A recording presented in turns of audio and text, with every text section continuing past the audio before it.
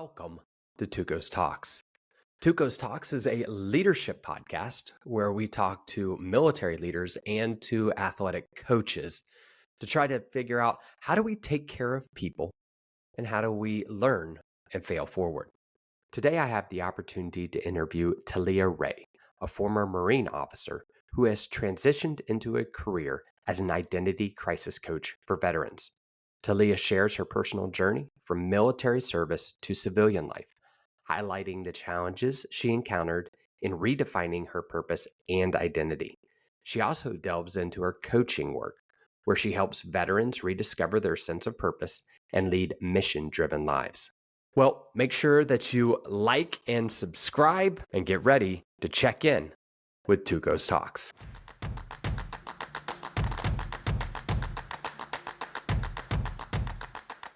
Hello and welcome back to TUC0's Talks. This is season 2. We're starting it off. So I took the summer off, was able to do some lacrosse coaching and just hanging out with my boys and my family. And that's really just, we talk about leadership. That is leadership, is taking care of the family. So it's great. Well, today we have Talia Ray, and I actually noticed her on LinkedIn. If you have not been on LinkedIn, you absolutely must go check it out. She is blowing up. So it's fantastic. So she does business consulting. And so we're going to talk about that today. Talia, how are we doing? I'm doing great. Thanks so much for having me on the show. And I'm so honored to be like the first guest of season 2. That's pretty awesome. Well, it's going to be a lot of fun. Why don't you just take a quick second and just tell us a little bit about you? Yeah. Oh gosh, this could take a while, but I'll keep it short. So I am a former Marine officer. I commissioned when I was 20 years old. I graduated high school and college a little bit early. So I was a baby when I commissioned as a second lieutenant. I did 6 years in the Marine Corps, got out at the ripe old age of 26 as a captain. And from there went into my first civilian job. I worked for a great company. And about 2 years into that job, I had a little bit of an identity crisis. And I don't know if we can swear on this podcast, but I had a little bit of a WTF moment and really just had no idea who I was or what I wanted to be when I grew up. I had words come out of my mouth during like a conversation with stakeholders, and I was interpreting like what the software developers were saying. And I just had this moment where I was like, how do I know this terminology? Like, how do I know this technical jargon that I have no experience in? And it was just really a wake up call for me. Like, if I'm not careful, this is going to be my bread and butter for life. Like, this is what I'm going to be known for. This is going to be all of the experience on my resume. And I hate this. Looking back now, I think I was functionally depressed. Like, I was always a high performer, but I was so miserable and I just didn't know what was next. And there was no handbook to give me that next thing. Like, what do I want to be when I grow up? And so I went through a little bit of an existential crisis for about 1.5 years and was desperately trying to figure out, like, what am I supposed to do with my life post military service? And through that experience, which was long and painful, I ultimately found coaching, and with the support of my husband, quit my job, went full in on my business, and it's been the absolute best thing ever since. And now I help other veterans who have left the service and are also experiencing a bit of an identity crisis really reclaim their purpose and live a life that's mission critical. Okay. So we're starting it off. There's a lot. Yeah. All right. And so you've hit a couple of things that I think are really important to talk about. And so we had all these questions that we were going to go through, and we're probably not going to get to any of them because you have such an incredible story that we need to dive into because it's important. First off, high potential leaders. Yes. I am an enormous advocate of leaders need to know how to lead high performing leaders. You cannot lead them the same. It will drive them crazy and honestly, they'll tank. Mm-hmm. And I've seen this. And so we've been able to work this. And so I think one of the things that we need to be able to do is talk through high potential leaders. So you are a high potential leader, just listening to you and watching what's going on. And so my first thought is, okay, how do I lead this person? And so graduated high school early. Yes. Why did you graduate early? Honestly, because I hated school. I was good at school. I was a straight A student. And there were definitely subjects that I enjoyed, but I just remember, again, sitting in classes being like, this is stupid. I want to go live my life, kind of a thing. And so I was homeschooled, and I asked my parents, like, hey, how can I get this done as quickly as possible? And so with the help of some resources, they helped me figure out how to front load all of like the state required courses in my freshman and sophomore years. And then test out at, I think I was 15 or 16 at the time, in order to then be able to go to community college. And I tested out of my first 2 years of courses there too. So, Yeah. I mean, the thing is, if you are good at school, there's really no material difference between AP courses in high school and gen ed courses in college. So you might as well just save some time and test out of them while you can. Yeah, no. There's a lot to that, and Yeah. I love the homeschool edition. I am a huge homeschool advocate. Obviously, if you've listened to the podcast, you've heard me talk about more a classical, where we're just teaching military kids, and so there's so much to it. Okay, so you graduate high school early. That's going to logically get you to graduate college early, but you did even further than that because you're testing out. So now you're 20 years old, which I'm thinking of me at 20, and I'm not even close to entering the military. But you're not only entering the military, but you're an officer, second lieutenant in the Marine Corps, where in the Air Force, we would lead, but we were more programmatic. So we were leading programs, although a couple of people. Marines, you lead people. Yep. And it is, you're right in, and you have to be personal, and you have to be able to give clear, direct, confident orders and moving through. So you're now handling that. You go for 6 years in the military, and let's pause there. 6 years, that's a long time. There's a ton of different ways that you can lead in the military, whether you're leading people or whether you're in with high-ranking officers and being able to help them on their staff and just get a wide variety. So if you were going to say your career overview very quickly, what was your career? What did you do over those 6 years? Yeah, so I was an adjutant, which they later reclassified to manpower officer. So I did a lot of manpower structuring and admin. I was the legal liaison for the unit, the legal officer, which was super fun when Marines would get into trouble, and handled all of the awards and correspondence and all of that. So worked on the command deck, and my career was very unusual in the sense that I got a lot of exposure to senior level leadership at a rank and for a duration of time that most of my peers did not have that opportunity. So I got like a close look at leadership at the lieutenant colonel level and up, like all the way through general officers. And then I was stationed in the National Capital Region. I had a client eventually in the Pentagon. So I've been in that area and I've seen leadership at all levels. And it's been an interesting experience for sure. But that was really the bulk of my career. Yeah, and I love that because sometimes the military doesn't get it right, but they got it right with you. And so you're a very smart person. You gather information very quickly. You can process it. You can deliver quality material. We're going to put you on the command deck. We're going to send you to the NCR. We're going to allow you to operate at that level. And so you, oh, good gosh, you going into a career field that would just make you miserable. And now you're into coaching and helping people. Man, what an incredible insight to be able to stop what you're doing. And, I I give a lot of credit to your husband, spouse, because that can be tough. You're gonna do what? You're You're gonna stop working and just Yeah. go out on this, and Yeah. to be so supportive and allow you to do that. That's huge. So good on both of you. And Thank you. and that's fun to see it, and fun to be able to go through it. So I'm all in. This is going to be great.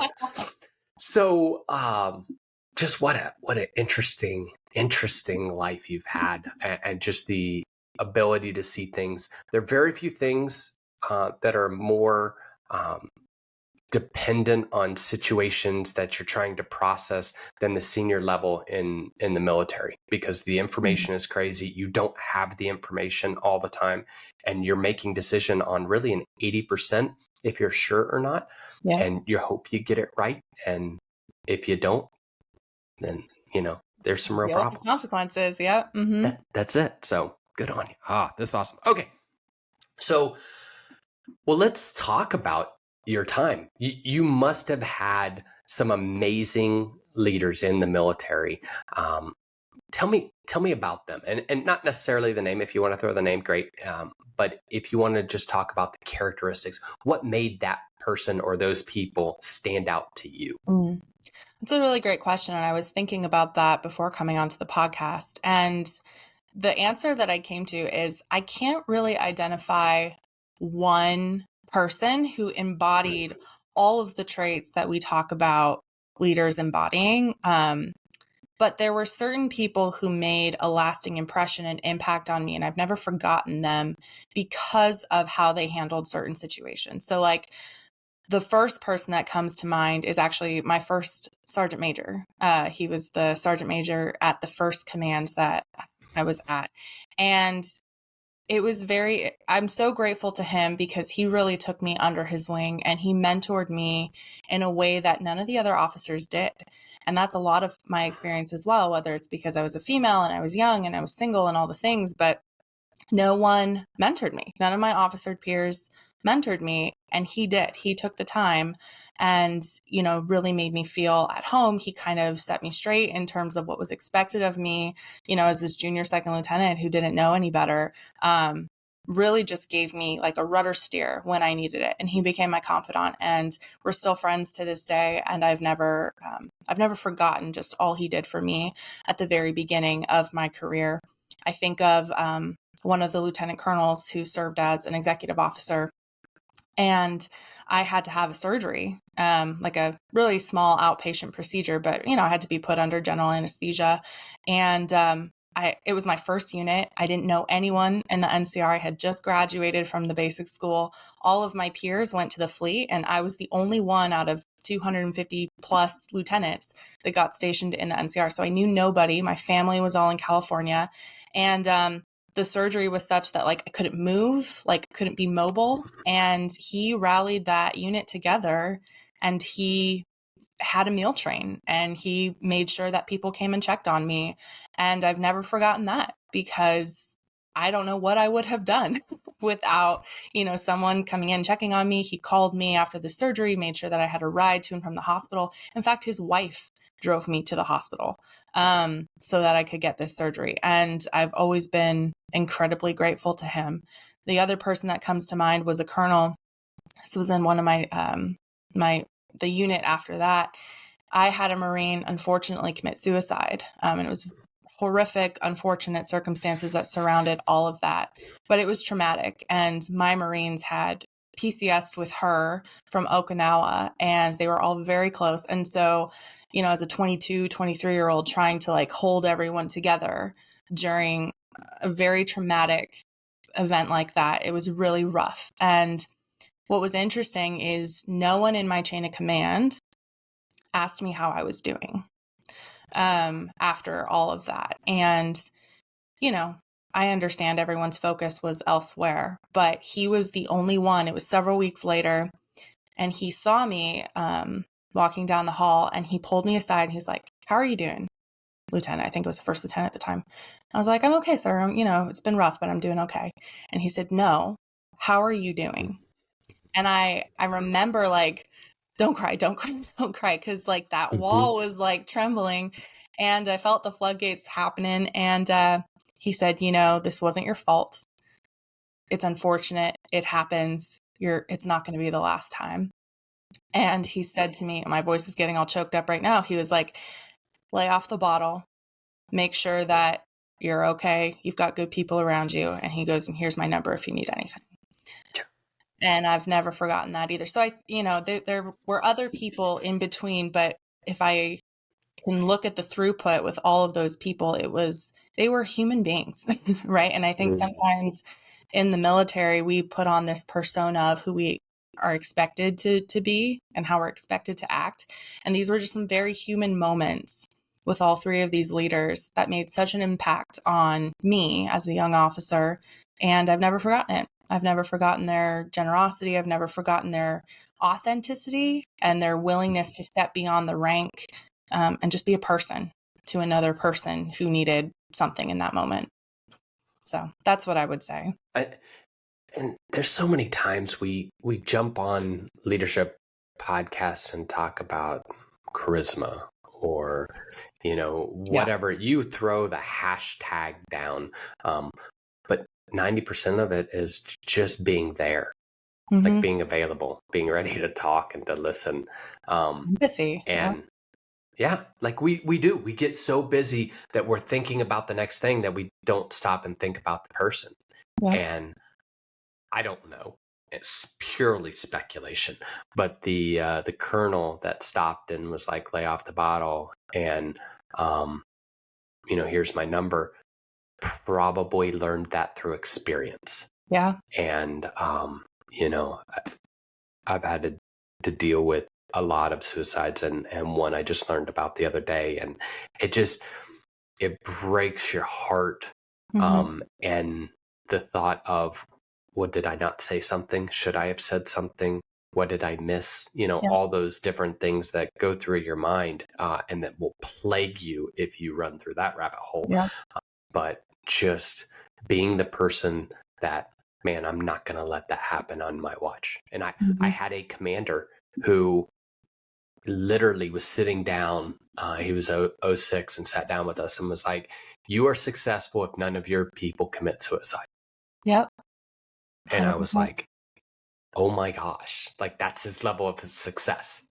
It had nothing to do with graduation rates. It had nothing to do with the training. It's is no one going to commit suicide.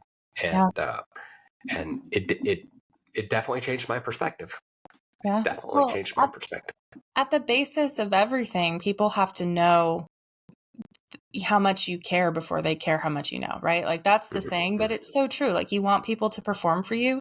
You want people to do well for you. They have to know that you have their back. They have to know that you care about them as a human being. Like you want to make mission, you got to be there for your people, right? Like you have to be a human being. And I just saw so much robotic leadership in the military.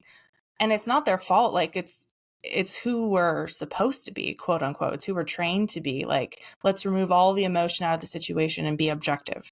And at the end of the day, leadership is all about people. Yes. You're speaking my language. That's great.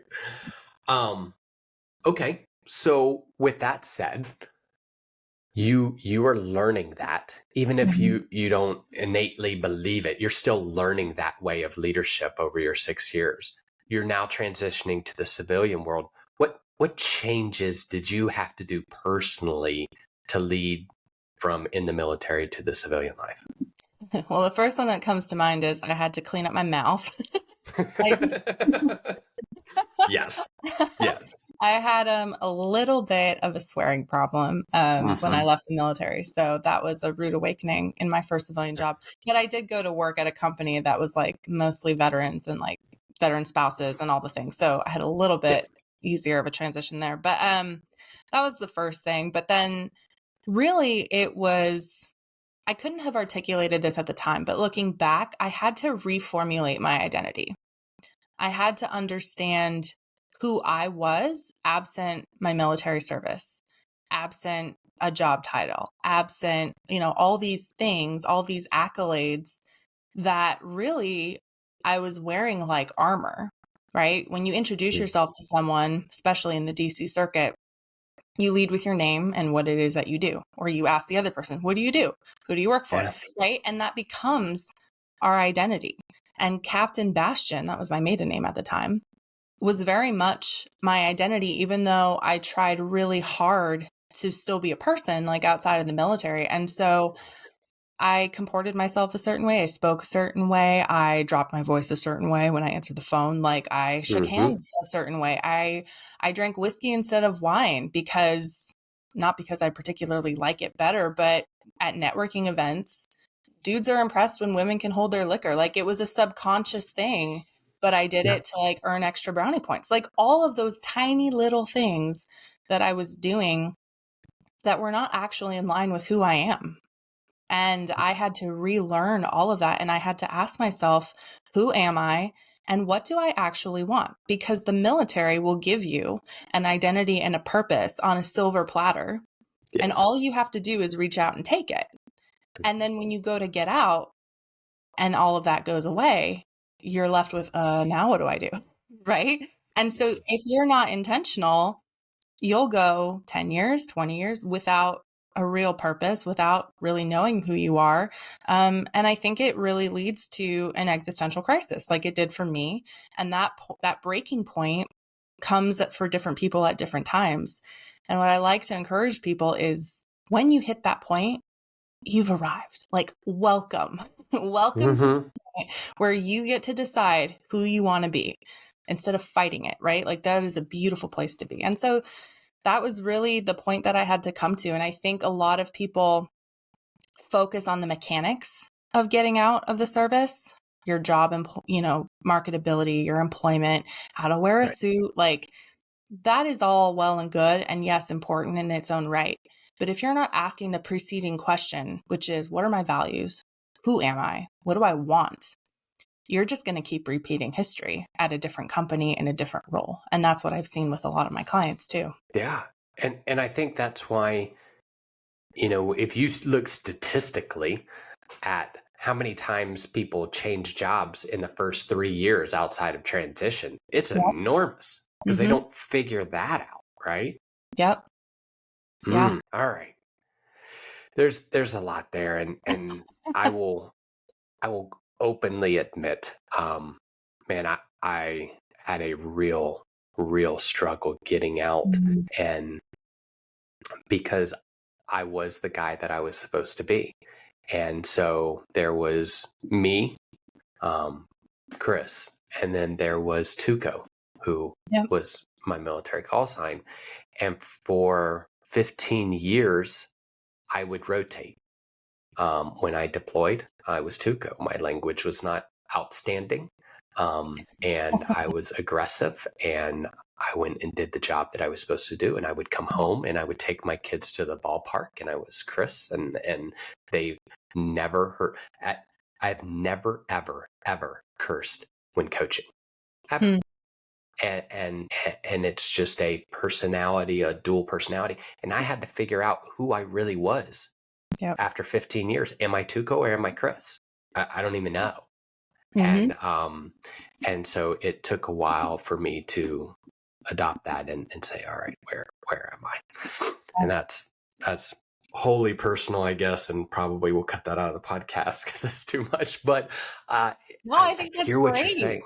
That's great. Like that's the authentic stuff that everybody needs and wants to hear, because what I learned in one of my recent posts that blew up is everyone is looking for the opportunity to put up their hand and say, me too. Like I see myself in your experience. You see yourself in my experience. Like we connect on this level. And that is leadership right then and there. But it's the vulnerability of like being real about it, right? Instead of the polished leadership presenter that you see on stage with the slide deck, like this is leadership, right? Keep that in the podcast. All right. I'll keep it in. All right. Well, obviously you've had an incredible experience, super capable, and just what what I call, and I've met a couple of people that have the potential and things. And it's just God-given ability to process information, and that's awesome. So you have this. So what are you doing now? Like, what's your thing? Yeah. So kind of led with this a little bit earlier, but I'm an identity crisis coach for veterans, and I really help veterans, post military service rediscover their purpose and their identity in order to live a life that's mission critical. And when I say mission critical, I mean, I know so many people who go day to day through the motions. They go to their job, they do the things, they say all the things, they have that mask on. And at the end of the day, they're not making an impact. And they know they're not making an impact. They know that they're not living up to their potential. So many areas of their life are just meh, right? And so, what is the difference between a life that's meh and a life that's mission critical, a life that gets you excited to get up in the morning because you believe so thoroughly in the impact that you are able to make and the work that you're able to do, and your vocation is aligned to your values? That's the life that I want to equip my clients with. And so that is what I do with my coaching. And I have a program to that effect, and I have a podcast and all the things, but that's really what I'm passionate about, because that's my story. And that's the journey that took me almost 2 years to figure out. So if I can help people get there a little bit faster than it took me, then I'll consider all of it worth it. Okay. So when do you catch people? When do you target that they start looking at because I didn't know this, but evidently it's a 36-month cycle. But when do you start approaching people and saying, you need to think about this? Yeah. Well, the good thing is I don't approach people. I let them approach me, because the thing I've learned about coaching is you have to be ready and you have to hit that breaking point before you're motivated to do something about it. And someone coming into your space and telling you, hey, I think you're having an identity crisis, never goes over well. Fair. Yeah. Fair. So I don't reach out to people. I let them reach out to me. But it's interesting what you said about the 36 month cycle, because the Marine Corps, that's non-existent, or at least from what I've seen. It's much more like your last year. And that is way too late. Way too late. I think of a military transition as broken up into 4 phases. So phase 1 is at least 2 years prior to your end of active service date, right? Phase 2 is the 6 months on either side of your EAS. Phase 3 is you've landed in your first job, so probably a year to 18 months removed. Phase 4 is you've either transitioned into that second job post-service, or you're still in that first job, but you've hit the, oh my gosh, I hate this and I don't know what to do next. And everyone will inevitably go through those 4 phases. Where I like to work with people is phase 1. So you are still getting a paycheck from the military, but you know that this is your last enlistment or your last duty station or whatever. And you have the time and space to start thinking about, like, who do I want to be next? What's coming after the military, right? And you need time and space to work on all of that. Phase 2 and 3, you are in crisis management mode, right? When we talk about Maslow's hierarchy of needs, you are only focused on survival, getting, your bills paid, taking care of your family, putting a roof over your head, and landing, like sticking the landing, right? You have no time or space, like you're just in pure and like survival mode. And then phase 4, I like to work with people there, and that's predominantly who I work with, because they've been doing the thing that they thought would be the thing for a long period of time, and it's not working. So they're still collecting a paycheck, but it feels very hollow and empty, and they're not sure where to go from there.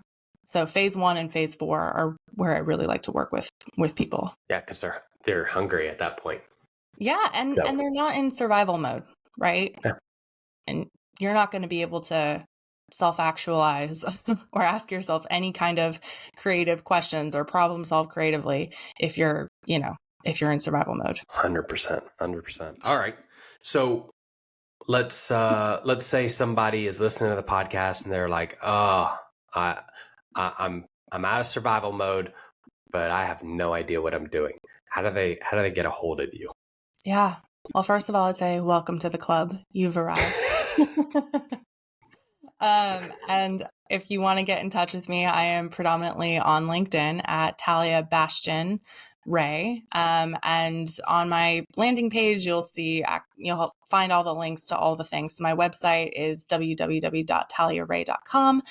You'll find the links to my podcast episodes. You'll find the links to my coaching services. That's primarily where I direct people to. Okay. Perfect. And then obviously I listen to you on Spotify.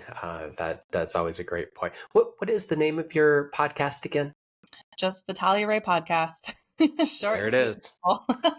Right to the point. That's great. All right. Well, listen, it's been about 30 minutes, so it's about time to wrap it up. But before we go, I always love to open it up. Is there any final comments that you'd like to tell people while they're listening? Yeah, I mean, the two things that come up is number one, you're going to be okay. You have to believe that you're going to be okay, because the alternative is you are just going to create the results that you expect to see. And we do that as human beings. So if you expect your military transition is going to be hard, it will be. And if you expect that you're going to figure it out, you will. And it's all about the attitude that you go into it with. So I would just encourage people, you're going to be okay. You're going to land on your feet, and find people who will help support you along that journey. And the second thing I would say is, it's a race car analogy that I use with a lot of my clients. Everyone likes to focus on the exterior of the race car. They want to make sure that it looks good, that it's aerodynamic, that it's super fast, right? And I liken that to the mechanics of finding a job outside of the military.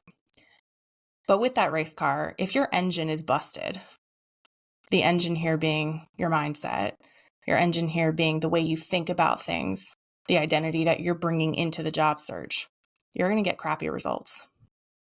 And you're not going to win any races. So instead of spending the time, the money, the energy on the exterior stuff, let's work on the interior. And then the exterior stuff will follow. So I just offer that as some food for thought. No, that's really good. Yeah, I appreciate that, because a lot of what we learn in TAP, and I just did a survey for TAP the other day, is exterior, and it's window dressing, and it's how do I put lipstick on a pig, and instead of how do I figure out those deep questions, because those are the hard ones. That's the one you really got to spend a lot of time with. And so, man, I couldn't be more excited that you're doing this, that you're an advocate and a person for people who are struggling and looking for a place and just don't know where to go, and to answer that, for them to have a resource like you. That's fantastic. So super excited and thankful for you doing that. Well, thank you for the platform. I really appreciate it. That's great.